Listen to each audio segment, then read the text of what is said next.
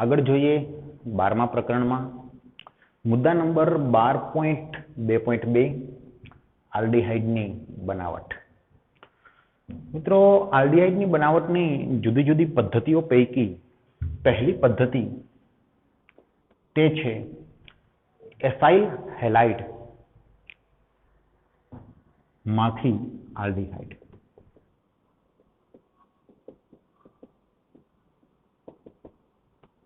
Acyl હેલાઇડમાંથી aldehyde. આ જે પ્રક્રિયા આપણે કરવા જઈ રહ્યા છીએ તેને રોઝનમુન્ડ રિએક્શન, રોઝનમુન્ડ પ્રક્રિયા તરીકે ઓળખવામાં આવે છે.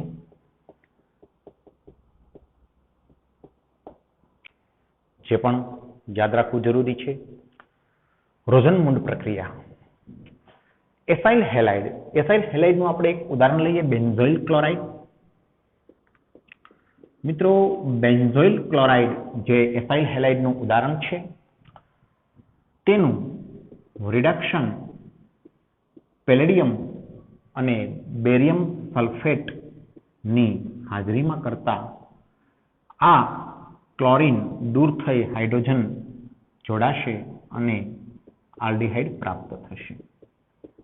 અને હા, અન્ય જે ઉપનિપદ છે તે HCl દૂર થશે. તો આ થઈ રોઝનમુન્ડ પ્રક્રિયા. બીજી પદ્ધતિ છે આલ્ડીહાઇડની બનાવટની, તે છે નાઇટ્રાઇલ અથવા તો એસ્ટર સંયોજનમાંથી આલ્ડીહાઇડ. તો નાઇટ્રાઇલ અને એસ્ટર સંયોજનો માંથી આલ્ડીહાઇડ. નાઇટ્રાઇલ સંયોજન અથવા તો સાયનાઇડ સંયોજન પણ હું કહી શકું મિત્રો. RC ટ્રિપલ બોન્ડ N આ સાયનાઇડ સંયોજન છે. તેનું રિડક્શન FnCl2 HCl વડે થતા જો મિત્રો હાઇડ્રોજનેશન થશે, ખરેખર દ્વિબંધ તૂટી અને કાર્બન અને નાઇટ્રોજન સાથે હાઇડ્રોજન જોડાશે તો બનશે ઇમાઇન સંયોજન. અને આ ઇમાઇન સંયોજન જે છે તેનું એસિડિક માધ્યમમાં જળ વિભાજન કરવામાં આવે તો RCH ડબલ બોન્ડ O જળ વિભાજન થતા RCH ડબલ બોન્ડ O એટલે કે આલ્ડીહાઇડ મળે છે.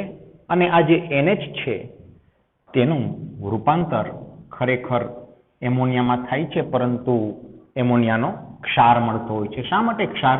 કારણ કે એમોનિયા બેઝ છે અને માધ્યમ એસિડિક છે, તો ખરેખર તો ક્ષાર મળશે.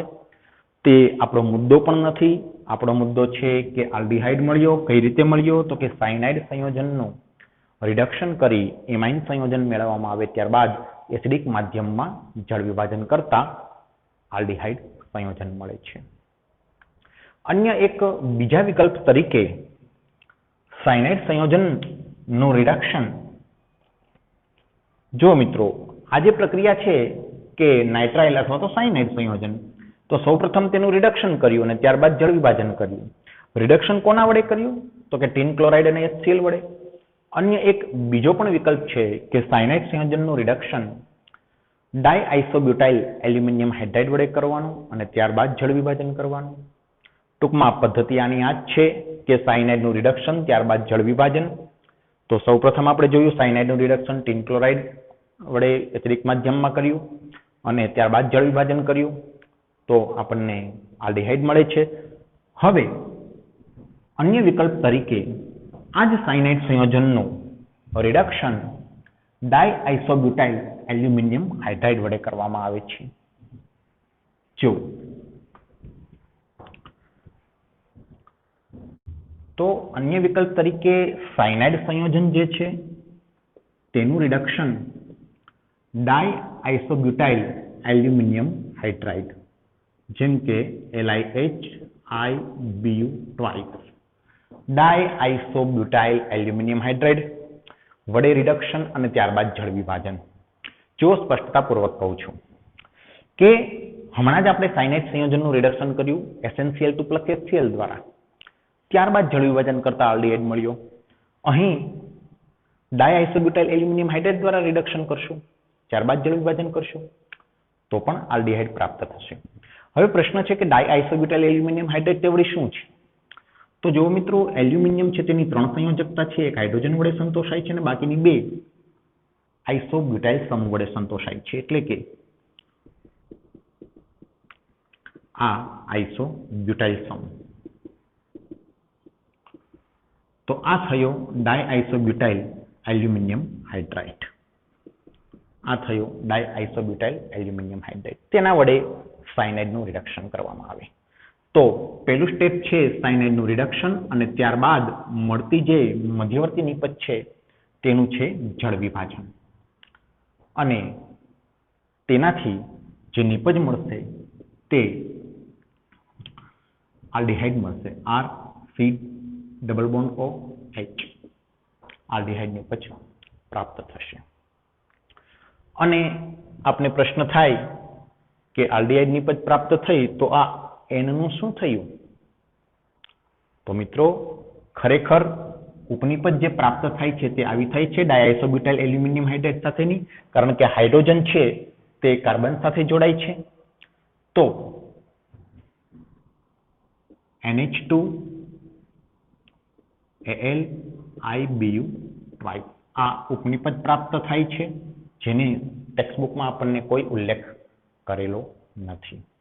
તો આ થયું સાયનાઇડ નું પહેલા રિડક્શન, ત્યારબાદ જળ વિભાજન કરતા આલ્ડીહાઇડ મળે છે. હવે આના પછીની પ્રક્રિયા જોઈએ મિત્રો તો એસ્ટર સંયોજન. એસ્ટર સંયોજનમાંથી આલ્ડીહાઇડ. એક આપણે એસ્ટર સંયોજનનું ઉદાહરણ જે તમને ટેક્સ્ટબુકમાં આપેલું છે તે લઈએ તો CH3 CH2 CH2 CH2 9 વખત C-double-bond-O O C2H5. આ એસ્ટર છે. તેનું સૌપ્રથમ પ્રક્રિયા થશે ડાયઆઇસોબ્યુટાઇલ એલ્યુમિનિયમ હાઇડ્રાઇડ એટલે કે આના દ્વારા જ છે. અને ત્યારબાદ બીજું સ્ટેપ છે જળ વિભાજન પાણી સાથેની પ્રક્રિયા. તો આપણને પ્રાપ્ત થશે જે કાર્બોનિલ કાર્બન છે તેની સાથે જોડાયેલ શૃંખલા ધરાવતો આલ્ડીહાઇડ. તો CH3 CH2 9 C-double-bond-O H. તો તમને પ્રશ્ન થશે મિત્રો કે આ C2H5O એનું શું થયું? તો એકચ્યુઅલી ડાયઆઇસોબ્યુટાઇલ એલ્યુમિનિયમ હાઇડ્રાઇડનો હાઇડ્રોજન અહીં જોડાયેલો છે, તો OC2H5 છે તે એલ્યુમિનિયમ સાથે જોડાશે અને ઉપનિપજ આપશે. તો C2H5O એલ્યુમિનિયમ અને આઇસોબ્યુટાઇલ 2 વખત. તો આપણને મળશે એસ્ટરમાંથી આલ્ડીહાઇડ.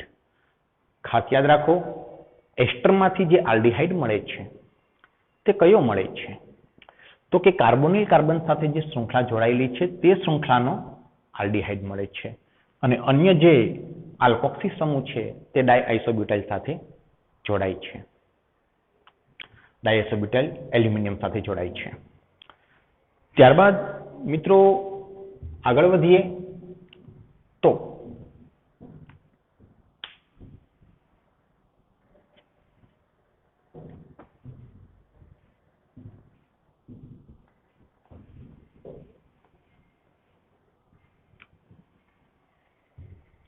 ત્રીજો મુદ્દો છે હાઇડ્રોકાર્બનમાંથી. Hydrocarbon સંયોજનોમાંથી aldehyde. તો સૌપ્રથમ તેમાં છે મિત્રો ઇટાડ પ્રક્રિયા. ઇટાડ પ્રક્રિયા શું છે મિત્રો? જો ટોલ્યુઇન છે, ટોલ્યુઇનની પ્રક્રિયા CrO2Cl2 એટલે કે ક્રોમાઇલ ક્લોરાઇડ સાથે થતા જેમાં કાર્બન ડાઇસલ્ફાઇડ જે દ્રાવક છે તો ક્રોમાઇલ ક્લોરાઇડ સાથે ટોલ્યુઇનની પ્રક્રિયા થતા એક સંકીર્ણ નિપજ પ્રાપ્ત થાય છે અને તે છે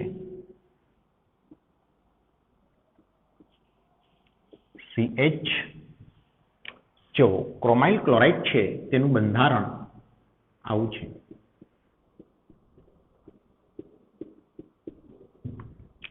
હવે મિથાઇલ સમૂહનો હાઇડ્રોજન છે તે ઓક્સિજન સાથે જોડાશે.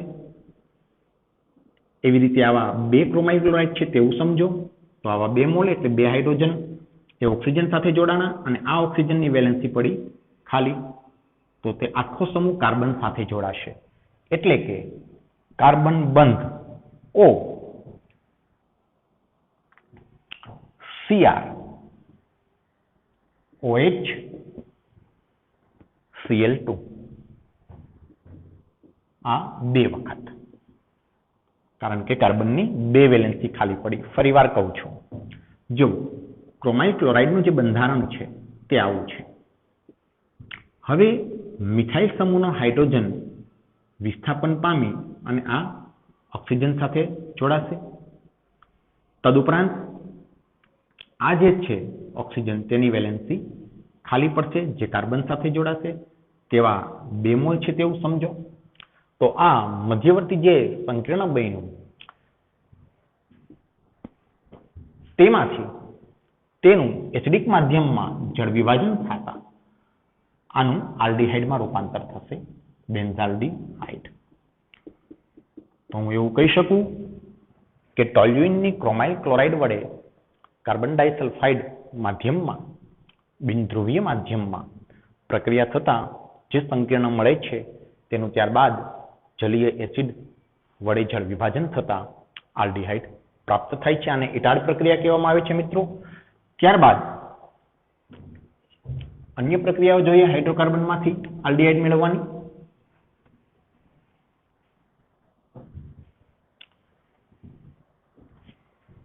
તો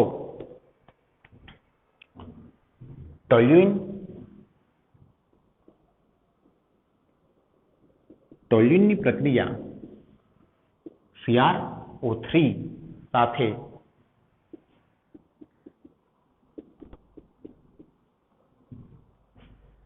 એસિટિક એનહાઇડ્રાઇડની હાજરીમાં થતા મધ્યવર્તી સંકીર્ણ મળે છે. આ મધ્યવર્તી સંકીર્ણ છે એ આવું છે. કાર્બન ની સાથે એક હાઇડ્રોજન. હવે જે બે વેલેન્સી ખાલી રહે છે તે કઈ રીતે પરિપૂર્ણ થશે? તો કે O C double bond O CH3 twice. Acetic anhydride જેનું બંધારણ આવું છે મિત્રો.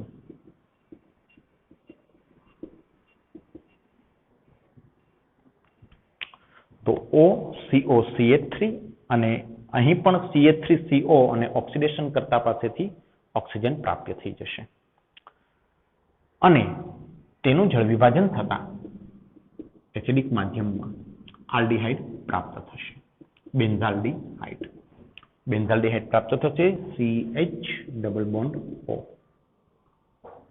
તો આ રીતે ટોલ્યુઇનમાંથી આલ્ડીહાઇડ બે રીતે મેળવ્યો, એક ઇટાડ પ્રક્રિયા અને એક CrO3 સાથેની પ્રક્રિયા અને ત્યારબાદ જળ વિભાજન. તો આ રીતે આલ્ડીહાઇડ સંયોજન મેળવી શકાય છે. ત્યારબાદ ટોલ્યુઇન નું ક્લોરિનેશન અને ત્યારબાદ જળ વિભાજન કરતા પણ આલ્ડીહાઇડ પ્રાપ્ત થાય છે. જેમ કે ટોલ્યુઇનનું ક્લોરિનેશન સૂર્યપ્રકાશની હાજરીમાં કરતા મિથાઇલ સમૂહના હાઇડ્રોજનનું વિસ્થાપન થઈ ક્લોરીન દાખલ થશે. માનો કે બેમોલ Cl2 સાથે પ્રક્રિયા, તો બેમોલ HCl દૂર થશે અને મળશે આપણને બેન્ઝાલ ડાઇક્લોરાઇડ. અને આ બેન્ઝાલ ડાઇક્લોરાઇડનું જળ વિભાજન ખરેખર તો બેઝિક માધ્યમમાં કરવામાં આવે છે, જેનો ઉલ્લેખ કરેલો નથી, પરંતુ બેઝિક માધ્યમમાં જળ વિભાજન કરતા 100 સેલ્સિયસ તાપમાને તો આલ્ડીહાઇડ પ્રાપ્ત થાય છે. C ડબલ બોન્ડ OH બેન્ઝાલ્ડીહાઇડ અને બાકી HCl મુક્ત થશે. તો આ રીતે ટોલ્યુઇનમાંથી ટોલ્યુઇનનું ક્લોરિનેશન બેન્ઝાઇલ ડાઇક્લોરાઇડ અને બેન્ઝાઇલ ડાઇક્લોરાઇડનું જળ વિભાજન બેઝિક માધ્યમમાં કરતા બેન્ઝાલ્ડિહાઇડ પ્રાપ્ત થાય છે. અન્ય પ્રક્રિયા જે છે તે છે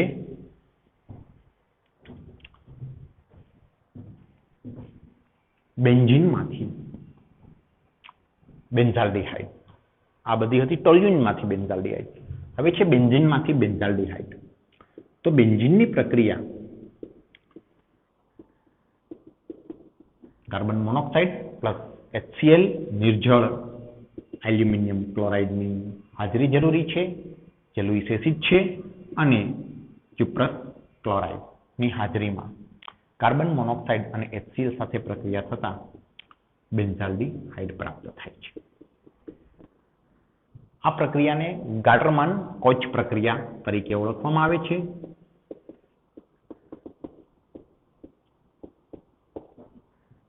આ તમામ પ્રક્રિયાઓ યાદ રાખવાની છે મિત્રો. આ બધી પ્રક્રિયાઓની ક્રિયાવિધિ ઘણી બધી લાંબી હોય, આપણને આપેલી નથી. વળી ઉપનિપજો પણ આપેલી નથી. છતાં DIBAL ડાયઆઇસોબ્યુટાઇલ એલ્યુમિનિયમ ક્લોરાઇડ સાથેની જે ડાયઆઇસોબ્યુટાઇલ એલ્યુમિનિયમ હાઇડ્રાઇડ સાથેની જે પ્રક્રિયા છે તેની ઉપનિપજો મેં તમને દર્શાવી. પ્રક્રિયાઓ યાદ રાખવાની છે. ખાસ કરીને ઇટાડ પ્રક્રિયા કોને કહેવાય, ગાટરમાન કોચ પ્રક્રિયા કોને કહેવાય, પ્રક્રિયાના નામ યાદ રાખવા જરૂરી છે. સ્ટીફન પ્રક્રિયા છે કોને કહેવાય. તો આ બધી પ્રક્રિયાઓના નામ, કયા કયા કાર્બનિક સંયોજનોમાંથી આલ્ડિહાઇડ મેળવી શકાય તે પણ યાદ હોવું જરૂરી છે. કઈ કઈ પદ્ધતિ દ્વારા મેળવી શકાય તે પણ યાદ હોવું જરૂરી છે.